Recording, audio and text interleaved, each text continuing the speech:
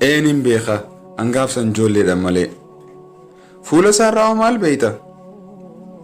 Fuula isaatillee akka ajaa'ibatti hin beekee gaafsannaaf inni ijoollee lamaan taanee waliin taphachuu turre yeroo baay'ee. Duba yoo gartee amantana isa ni beeytaati fuula isaa. Lakki ani hin beeku amantana. Jechuun kan kee hagammaa Yusuf lubbuun jirachuu kan keeti. Yaaboo Yusuf lubbuun jiruu siin jedhu waan seeta.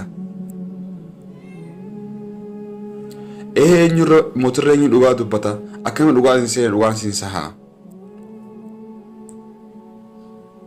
Hayyee akkas taanaan waadaa naaseen akka obboleeyyan keetti himnee fi akkanatti hin qajeelchine waadaa naaseen ta'a.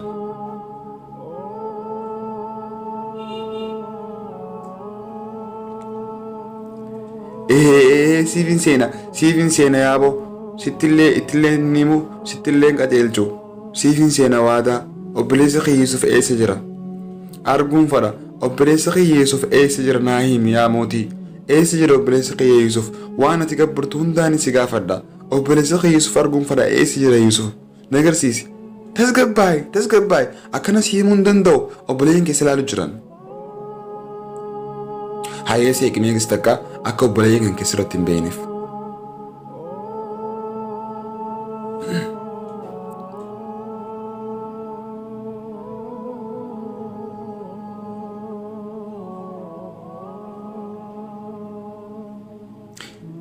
Yaa mootii agartee akka lubbuutii yoo itti qabe Yusuf nagarsiisi. Yusuf arguun fadha obboleessa kiyya eessa jira? Obboleessa kiyya arguun fadha eessa jira? Yusuf fagoon jiru asuma jira.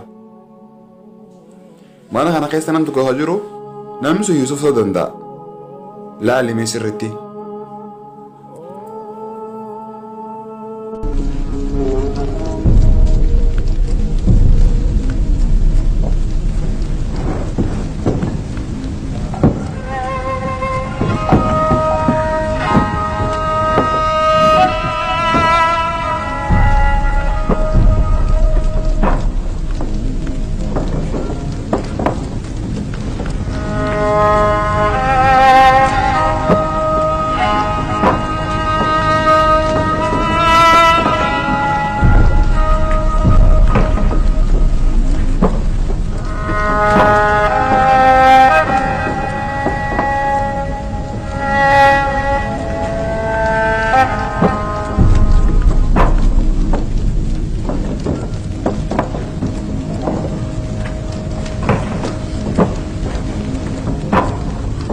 Yusuf?